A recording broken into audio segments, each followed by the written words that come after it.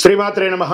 సద్గురు జ్యోతిష్యాలయం వారి యొక్క విశ్వావసునామ సంవత్సర 2025 మార్చి 29 నుండి మొదలు పెడితే మళ్ళీ 2026 మార్చి 28 వరకు వచ్చే ఈ తెలుగు నూతన సంవత్సరంలో వచ్చినటువంటి సంవత్సర రాశి ఫలితాలని మనం ఇప్పుడు తెలుసుకోబోతున్నాం.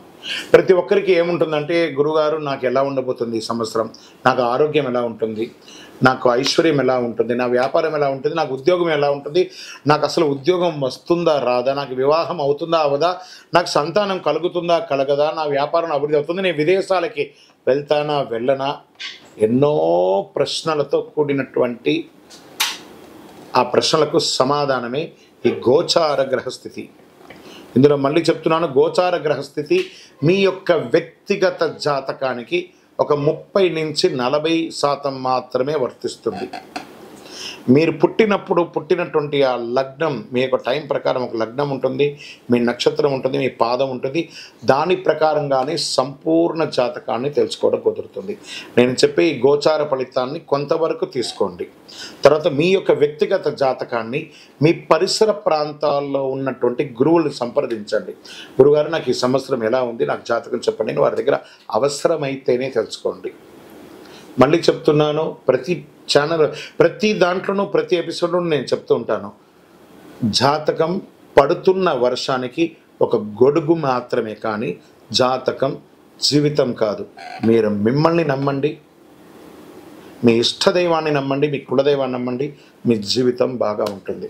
కర్కాటక రాశి వారు పునర్వసు నక్షత్రం 4వ పాదం, పుష్యమి నక్షత్రం మరియు ఆశ్లేష నక్షత్రం వారికి కర్కాటక రాశి వారిగా పరిగణించబడుతున్నారు. వీరికి ఈ సంవత్సరము ఉన్న విషయం ఏమంటే, అష్టమ శని తొలగిపోతుంది. ఫస్ట్ శని అష్టమ భాగ్యరాశులు ఎందుకు సంచరించడం వల్ల అనుకూలుడుగా ఉంటున్నాడు, ఆ యొక్క తొలగిపోతున్నాడు. మిక్కిలి శ్రమకరమైనటువంటి కాలం నుండి బయటపడి అద్భుతమైనటువంటి కార్యానికి వచ్చేస్తున్నారు. ప్రమాదాల నుండి చిన్న చిన్న ప్రమాదాలు వచ్చే అవకాశాలు ఉన్నాయి, గౌరవ హాని కలిగే అవకాశాలు ఉన్నాయి, జాగ్రత్త పడండి.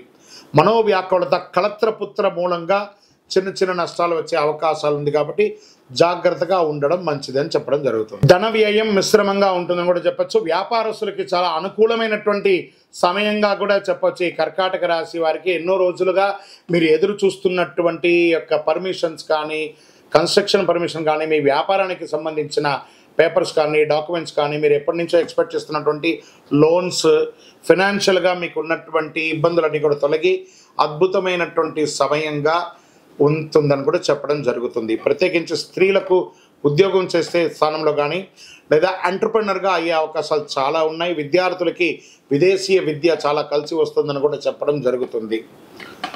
పశుపక్ష్యాదులకి చాలా అద్భుతం అంటూ ఉంటుంది. ఇప్పటి వరకు పొందినటువంటి అపనిందలన్నీ తొలగిపోయి జయంగా ఉంటారు. కాస్త అష్టమ రాహు అయినందున అకారణ కలహాలు మాత్రం వచ్చే అవకాశాలు ఉన్నాయి. అపనిందలు కూడా చేసే అవకాశాలు బాగా ఉన్నాయి. కీటకముల ద్వారా, కుక్క కానీ, లేదా పిల్లి కానీ, లేదా దేనివైనా కీటకం ద్వారా పాముదారని, ఇలాంటి కొంచెం జాగ్రత్తగా ఉండండి. ఇదొకటి చెప్పడం జరుగుతుంది. నక్షత్ర పరంగా సంవత్సర ఆరంభం నుండి వైశాఖ పూర్వార్థం వరకు, తిరిగి భాద్రపద బహుళం నుండి మాఘ పూర్వార్థం వరకు జన్మతారయందు శని సంవత్సరారంభం, కార్తీక బహుళం వరకు జన్మతారయందు రాహు సంచరిస్తున్నారు. పుష్యమి వారికి వైశాఖ బహుళం నుండి భాద్రపద బహుళం వరకు జన్మతారయందు శని సంచారం. ఆశ్లేష వారికి మార్గశిర శుక్లం నుండి సంవత్సరం వరకు నైదన తారయందు రాహు సంచరిస్తున్నారు. కావున జాగ్రత్త అవసరం. మొత్తం మీద మీరు అద్భుతమైనటువంటి సమయంగా కూడా చెప్పచ్చు. ఆదిత్య హృదయాన్ని ఆదివారం పారాయణం చేయండి. చాలా మంచిగా, చాలా అద్భుతమైనటువంటి ఫలితాలను పొందే అవకాశాలు చాలా ఉన్నాయి. ఓకే, నక్షత్ర పరంగా పునర్వసు వారికి సంవత్సర ఆరంభం నుండి వైశాఖ పూర్వార్థం వరకు, తిరిగి భాద్రపద బహుళం నుండి మాఘ పూర్వార్థం వరకు జన్మతారయందు శని, సంవత్సర ఆరంభం నుండి కార్తీక బహుళం వరకు జన్మతారయందు రాహు సంచరించడం. పుష్యమి వారికి వైశాఖ బహుళం నుండి భాద్రపద బహుళం వరకు జన్మతారయందు శని సంచరిస్తున్నారు. ఆశ్లేష వారికి మార్గశిర శుక్లం నుండి సంవత్సరాంతం వరకు నైదన తారయందు రాహు సంచరిస్తున్నారు. కావున అద్భుతమైనటువంటి సమయంగా కూడా ఈ యొక్క కర్కాటక రాశి వారికి ఈ యొక్క ఇయర్ జాక్పాట్ ఇయర్గా కూడా చెప్పడం జరుగుతుంది. మీరు చేయవలసినటువంటి పరిహారాలు ఏమైనా ఉన్నాయా అంటే, మీకు ఇష్టదైవం కులదైవాన్ని ప్రార్థన చేసుకోవాలి. చక్కగా నవగ్రహ ఆరాధన చేయండి. ఎందుకంటే అష్టమ శని కూడా తొలగిపోయింది. మిగతా గ్రహాలన్నీ అనుకూలం చేయడానికి నవగ్రహ ఆరాధన ఒక్కసారి చేసుకోండి. వేరుంటే నవగ్రహ హోమం ఒక్కసారి జరుపుకోండి. మీ నక్షత్రం రోజు పక్కన ఉన్నటువంటి సుబ్రహ్మణ్య స్వామి దేవాలయానికి ఒకసారి దర్శనం చేసుకోండి. మీ వయస్సు ఎంత ఉందో అన్ని దీపాలు వెలిగించండి. ప్రత్యేకించి ఇక్కడ చెప్పడం జరుగుతుంది ఎవరికంటే పోలీస్ శాఖ, డిఫెన్స్ వాళ్ళు, తర్వాత ఫైర్ శాఖ, వీళ్ళకందరికీ కూడా చాలా ముఖ్యమైనటువంటి సంవత్సరంగా దీన్ని చెప్పడం జరుగుతుంది. మీరు చాలా కేర్ తీసుకోవాల్సినటువంటి సంవత్సరం ఇది.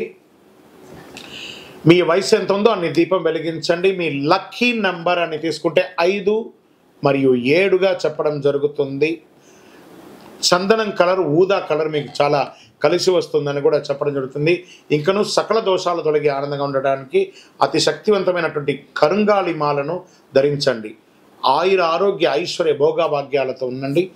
12 రాసుల్లో ఉన్నటువంటి మీరు ఆయుర ఆరోగ్య ఐశ్వర్య భోగభాగ్యాలతో ఉండాలని అఖిలాండ కోటి బ్రహ్మాండ నాయకుడు శ్రీ ధర్మశాస్త్ర అయ్యప్ప స్వామి వారిని సదా సర్వావసరందు మీకోసం, మీ క్షేమం కోసం ప్రార్థన చేస్తున్నాం. మీరు తిరుపతికి వచ్చినప్పుడు మన అయ్యప్ప స్వామి వారి 18 అవతారముల దేవాలయం జీవకోన తిరుపతిలో ఉంటుంది. రైల్వే స్టేషన్ నుండి, బస్టాండ్ నుండి 3 కిలోమీటర్ల దూరంలో. ఒక్కసారి పుట్టినందుకు ఒక్కసారైనా అందులో అడుగు పెట్టండి. అందులో 27 నక్షత్రాలను కూడా ప్రతిష్ఠ చేయబోతున్నాం త్వరలో. మీరు వచ్చి దర్శనం చేసుకోండి. మీ యొక్క దోషాలన్నీ తొలగి ఆనందంగా ఉండండి. వందే మాతరం, వందే మాతరం, వందే మాతరం. శరణమయ్యప్ప.